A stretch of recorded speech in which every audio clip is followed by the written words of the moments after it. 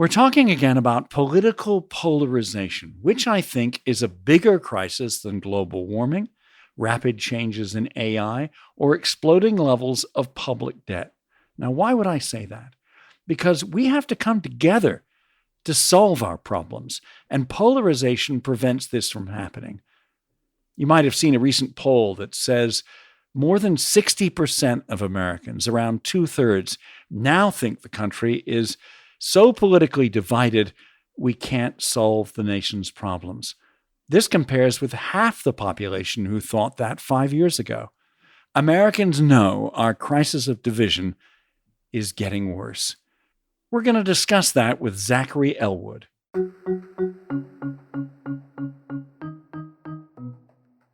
My views of Trump have not changed. How I speak and how I think about people who have voted for him have changed a lot, because I think it's the tendency of conflict is for so many people to see the other side as this monolith. And so we end up seeing the entire other side as boiling down to the worst people on that side.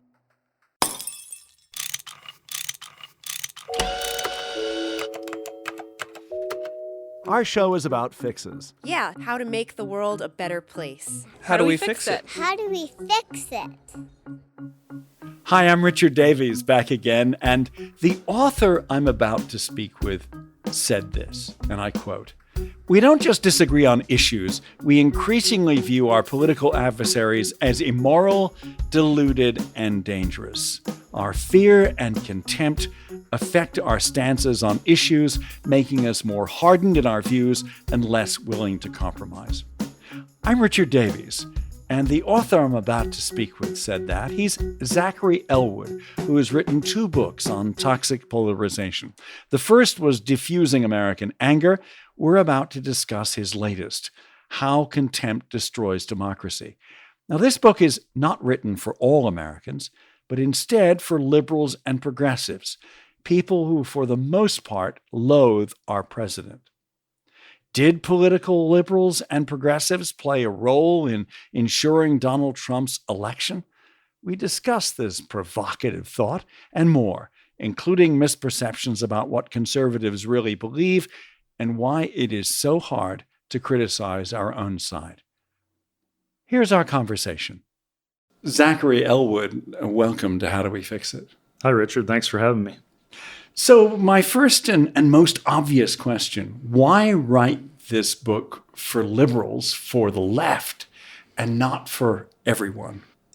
It's definitely a case of, I think everyone needs to hear these messages, but I also think we need to put these ideas into persuasive arguments for specific audiences. So me being on the more liberal anti-Trump side, I thought I was better suited to write for that audience.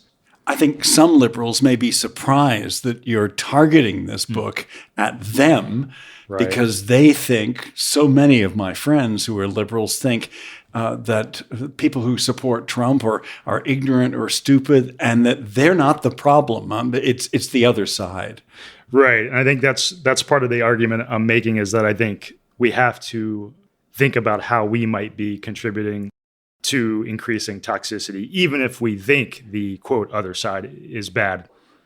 The nature of conflict is that people on both sides will always or generally think the other side is much worse, and that becomes an excuse to not examine our behavior. So yeah, my book was definitely an appeal to try to get liberal anti-Trump people to see how they might be contributing and think about those things. Yeah. So do you think that liberal anti-Trump people are contributing to the problem of polarization? I do, yes. And I would also point to liberal and progressive people who have made those arguments, including writing entire books about that topic. And I do like to emphasize, I think, because a lot of people will hear that and think, oh, you're saying both sides are the same. But I think it's very important for this work for reducing toxicity to point out that you can think the other side is worse while also acknowledging we're in a self-reinforcing cycle that where both sides do contribute and help build each other's narratives of. And you have an interesting backstory because you used to be part of the problem, right? Yeah, I pre-2020, I was quite, you could say, polarized. I spent a good amount of time online on social media, lashing out and venting my anger and disgust at Trump, making, insulting moral judgments about people that had, voted for him, and kind of like lumping in the entire other side as this overall bad or ignorant or stupid or whatever group. And I think that's kind of the fundamental driver of polarization, of toxic conflict, is so many people thinking about and issuing statements about the other side as if they're this monolithic mass of bad people, which just ramps up the divides more. So many liberals and progressives think that it's obvious that Trump's motives are malicious and authoritarian. What are they missing? Maybe not about Trump, but about Trump's supporters. Yeah, I think it's very important to separate leaders from the people that vote for them. My views of Trump have not changed.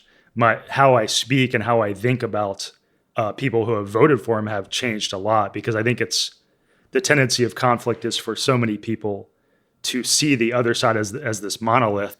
And so we end up seeing the entire other side as boiling down to the worst people on that side. And you can see examples of this all the time, where so many people are picking out like the worst and most rude and most antisocial behaviors on the other side and applying it to the entire other side. You can see this with the horrible comments about Charlie Kirk's murder, for example, that this tells us everything about liberals, or you can see it on the liberal side for various things about the right. If you're someone who, like me, thinks Trump is very bad, it's very important to see that he is his election, his support comes from decades of increasing hostility, partisan hostility on both sides. Toxic conflict, by its nature, creates more support for us versus them divisive approaches. One of the strongest points you make is that contempt for the other side is like a feedback loop. They say nasty things about us, we say mean things about them, and the vicious cycle just gets worse and worse. Mm-hmm. Mm-hmm. Yeah, I think a lot of people who study conflict talk about the self-reinforcing cycles, including even in interpersonal dynamics, of how we often bring out the worst in other people by they do something bad. Our reaction to it confirms to them that we are the malicious, aggressive ones. They have a lower opinion of us. They speak in more toxic ways. But if you can start seeing how many people do contribute to the toxicity and help drive it, I think that's an important first step for winding it back. One thing I've learned recently, and your book certainly reinforced this, is that by focusing so much outrage on Trump by liberals, that's actually strengthened him. It's helped him with his supporters, because the more angry one side is at their opponent, the more that the people who voted for Trump go, well, we better rally around our guy. Right. The ways that we can approach conflict can help build support for our, quote, enemies. And I've written a good amount about this on my Substack also, about the interesting ways in which how we respond to things can actually help create and strengthen the very things we dislike. And I think that's a very important thing to see about toxic conflict. Yeah. Okay, so how do our distorted views of the other side ramp up our divides, make things worse? When you see the other side as uniformly bad, when you see their motivations, their goals on so many different topics as uniformly bad or even evil, it becomes very hard to compromise, because there's multiple pressures internally and externally, group pressures of, even if you wanted to compromise, you have to contend with the very angry people on your side who do not want to compromise and are very angry at you ever compromising. So just to say, there's this buildup of incentives where there becomes more and more pressures to take more us versus them and team-based approaches, because there's inner and outer pressures. And even if somebody wanted to take better approaches, they're at the whims of the group dynamics. If they took approaches the group didn't like, they'll lose power, right? So we tend to think of the leaders and the media as having all this power, but you have to also factor in there's this group dynamic of they're getting affected by all the people around them too, right? It's not a simple case of certain people have power and other people don't. It's this group dynamic, yeah. There's a lot of data that's been produced, many polls, a lot of research about how polarized we are. One finding that you cite, which is just shocking, is that 72% of Republicans think Democrats are immoral, and not very different. 63% of Democrats say the same thing about Republicans. That, in other words, and this might be higher now. Yeah, it may be. This was a Pew Research poll taken several years ago. I think the really interesting thing is seeing how those kinds of surveys have grown, that dislike, that hostility, the very negative, pessimistic views of the quote other side, seeing how that has ramped up over the past, 20 years. I think noticing or thinking about how we got there and seeing how it's a long building problem is part of seeing our divides, our toxicity from kind of a bird's eye, big picture view, because I think so many of us are in the moment about the things that are outraging us. To unwind this, I think more of us need to start taking a step back and being like, how did we get here? And how did those, if you can start understanding the factors that led us here, then you're in a better position to speak in different ways, even as you pursue your goals and these kinds of things. Well, that invites a question. How did we get here? Yeah, well, that's a big one. I don't pretend to know all the factors, but yeah. Well, it hasn't just happened. It hasn't just happened because of Trump. Definitely, yeah. I think that's also, speaking of ways. I mean, there's all sorts of ways that so many of us contribute to our divides. But I think when we act as if Trump, our divide started with Trump, there's plenty of evidence and data showing that partisan hostility was increasing over the years. I think people that are on the liberal side, the anti-Trump side, if they're genuinely curious about that, I think they do have to look at the point of view that our polarization, our divides did mean that many conservatives felt belittled and mocked and not understood at all by liberal mainstream media. And liberal mainstream media and entertainment and news and including academia, all these cultural institutions, the way that conservative associated views were treated in those places made them feel very mocked, very belittled. And it's understandable. I mean, you can read Erica Edelson's book Beyond Contempt, and she's a progressive liberal person, and she talks about this problem. Well, but liberals would counter that by saying, look, who has all the power? Right. It's Republicans. They control the main branches of government. They control the House and the Senate, the White House. But you point out that when it comes to cultural power, TV networks, many mainstream media outlets, they tend to lean left. And so culturally, universities as well, many large corporations that had DEI initiatives, liberals still have plenty of cultural power. To me, it's a big idea that I don't see many people talk about too often, that groups in conflict will always have different traits. So one way to see this is you can imagine the way that the rage and frustration of a mostly blue collar group will play out much differently than the rage and frustrations of a more highly educated and higher socioeconomic class. And that's just to say, we often try to compare the groups as if they're equal, and we use that to score points. Like, liberals will say, there's no Democrat equivalent of Trump, and they'll use that to score points and say, oh, clearly the whole problem is Trump and Republicans, and Republicans are doing similar things. They'll pick out things that are true of Democrats that are not true of Republicans and say, oh, this shows us that this is all their fault.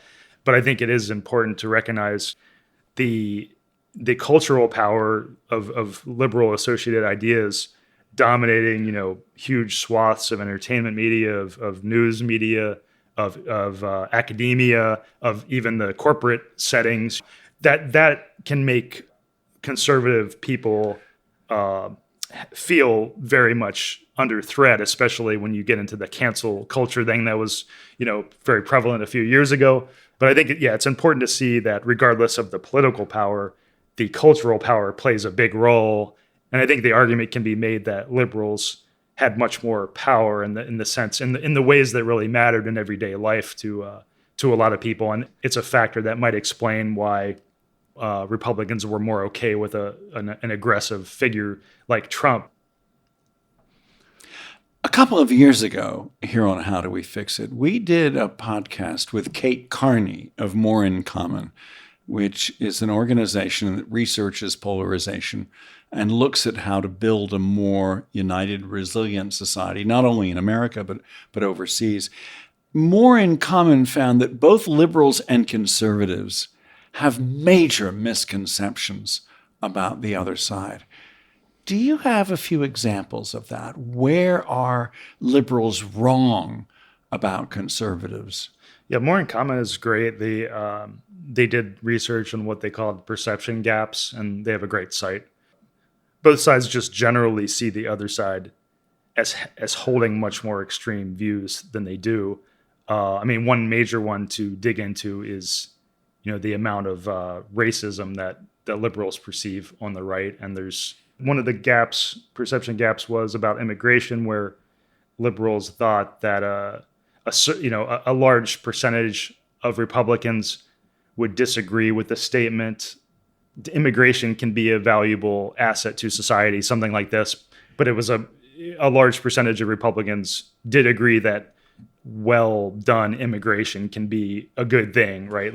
But to liberals, that was something that they would perceive as hardly any Republicans saying. These kinds of gaps. This is How Do We Fix It? I'm Richard Davies, and we're hearing from Zachary Elwood, the author of How Contempt Destroys Democracy. He has a website that's well worth visiting. It's American-Anger.com. We have a link to it on our podcast show page. The vast majority of Americans know we're polarized, and they believe that these divisions are destructive. Why is it that this crisis is ignored by both sides and often by the media? Right. No, that is a very interesting thing. So often you'll see articles and op-eds about polarization. It's not really talking about the things you and I have talked about. It's mainly about just talking about our divides generally, or it's talking about the other side as being the root of the polarization of the divides.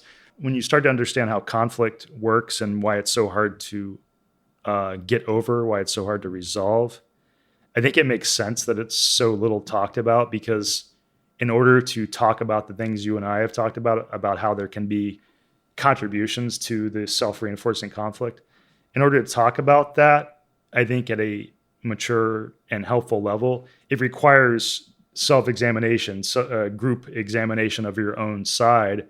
It's just very hard to talk about that because you end up getting scared that your allies are going to attack you. So I think it's a fundamental thing about conflict that makes it hard to resolve, because the conflict makes it hard to even talk about resolving the conflict. That's why I got into this work, is because I looked around and why aren't more people in the mainstream media, journalists, pundits, politicians, why aren't they talking about these things that polarization and conflict researchers have talked about and know about conflict, right? So I just saw my role as helping to share some of these ideas that I think more people should talk about, but it's just so hard to talk about. As you probably know, it's so easy to get, pushback from people and even internally to not want to think about these things. Yeah, most of my friends are liberals, and it's hard at say, having dinner with somebody or just chatting with somebody to go, yeah, but there is a reason why people on the other side think that way. Yeah, that's really uncomfortable. Yeah, I've lost a good amount of friends, and I've been at some uncomfortable dinner parties with, liberal friends and acquaintances where, you don't really, it can be very hard to have these conversations. They think you're the skunk in the room. Yeah. But, and similarly that, that dynamic is happening on the right too, where, there's less room for having, less and less room for having nuanced conversations. You're not asking us to be more moderate, are you? No, I think that is a common misunderstanding, which I think gets in the way of this work, because my stance is that you have to separate the dimensions of what we believe. You have to separate that from how we engage with other people, right? And so you could view it as moderate in this. I'm advocating for maybe moderacy in how you engage with other people, but not in your beliefs. And that's a very important distinction. Most of our recent episodes on How Do We Fix It have been about the work of Braver Angels, which is a nationwide campaign that brings together liberals and conservatives in the same room. And I've been to some of those. Yeah. Organizes debates and has branches across the country. Why is the work of Braver Angels and other groups in this depolarization space important? I think there's several ways it's important. One is just getting a sense of what people on the quote other side actually believe, which I think so often is we have distorted ideas about. And then, there's various things that Braver Angels does that I think are helpful exercises. And I actually talked to the co-founder of Braver Angels, Bill Doherty, who's a couples therapist, and we talked about some of the processes, the exercises they do in Braver Angels. One of them involves what they call the fishbowl exercise, which is having one political side listen to the other political group criticize themselves about what they are not doing so well. And that actually humanizes both sides to each other. And there's actually a very interesting study about how that works, because a lot of people's instinct in conflict is to not criticize their own side, but actually criticizing your own side actually makes your group more human and more, you actually lower the toxicity and the pushback on the other side by having more nuance and pushback on your own side, which is completely counterintuitive to how a lot of people think of conflict, I think. So there's many things that Braver Angels and these groups do that I think are very helpful for seeing the path out of these toxic dynamics. One of the leading lights in Braver Angels is Monica Guzman, who wrote a book. I think it's called I Never Thought of It That Way. And there's some wonderful tips in that book and from Monica about how to listen to and understand your relatives, people who you're very fond of, who may have completely different political views than you have. Mm-hmm. Yes, Monica is a liberal Democrat voter, and her parents were Hispanic pro-Trump voters. So that she had some interesting stories in there about so I think that would be relevant for good learnings for a liberal audience who are interested in depolarization. I think you've hinted at this, but I think that if more liberals and especially more Democratic Party leaders examined their own role in toxic polarization, it could make them stronger, not weaker. Right. And I do think that is such a getting back to some of these fundamental instincts that we have that just lead us to ramp up toxic conflict more. I do think there is this instinct that people have, and so often I hear it, people in the depolarization space hear it, that they think, oh, embracing these ideas will make us weaker, they'll make us lose more. But I think that's just a completely wrong instinct on these areas. I think thinking about these things helps you understand who you're talking to more. You don't have distorted views of them. You're more able to talk to them. You're more able to persuade them. You're more able to even reach compromises that might make more people happy. And do you agree with the statement that toxic polarization is really the number one political crisis in America, that it's holding up progress on so many things? Yeah, I'm probably an outlier, but I think it's the number one human problem, because I think this problem has been with us forever, our inability to deal with toxic conflict. And unless we're able to get some pockets of understanding about how we approach this problem, it's just such a dangerous problem, especially as, we're going to have increasingly dangerous weapons that are capable of wiping out more and more people, so that it only takes like a small fight of some sort to be increasingly dangerous. For one example, you might have somebody making a disease in their lab in a few years, right? So the more toxic conflict we have in the world, I think these things like AI and global warming, I think, pale in comparison to these threats about toxic conflict combined with more and more advanced weaponry of whatever sort. Talk a little bit about your personal journey. You've clearly moved towards a view that toxic polarization is a real crisis, and that was not something that you felt, say, 10 years ago. Yeah, or even since 2019, I was insulting Trump supporters online. So, yeah, a pretty quick journey for me, maybe. What turned you around? I mean, it was a combination of things. I think I started thinking about how people perceived my words. Like I drove away some friends, on social media. I lost some friends by my behavior, and I started thinking these are common ways conflicts progress and what they bring out in people. Can you think of a specific example of where somebody who was a friend is no longer a friend? What was it that you said? One of the things I said on Facebook, and this is, I think a lot of people do this. They're just venting, right? It doesn't necessarily reflect what they believe. But one of the things I said was after Trump got elected in 2016, I said something like, I hope his, Air Force One crashes or something like that, I would say, that's probably one of the worst things. That might be the worst thing I said, but I was often like venting like this in a very childish way, looking back. So a friend of the family, a pretty good friend who had once let me, stay in their house for several weeks when I was in between moving to Portland, Oregon. He saw that and he was like, "Oh, why don't you go to Canada? You guys disgust me." I lost that friendship. What else can we personally do to try and bring us back from the edge here, the cliff edge? I mean, I think one of the only things we can do is think about our own personal behavior, because there's little else we can control in this. We're just individuals, most of us without much power. But I do think we have more power than we often think. I think our instincts often in these situations is to think that we don't have power and that the power is somewhere out there, by these politicians or with this media conglomerates. But I do think it's important to see that how we treat each other, the ways that leaders speak, the approaches that media companies take, those are all they're driven by the buildup of all these interactions that all of us have every day, right? Like we form the culture every day by how the millions of us treat each other and what we tolerate.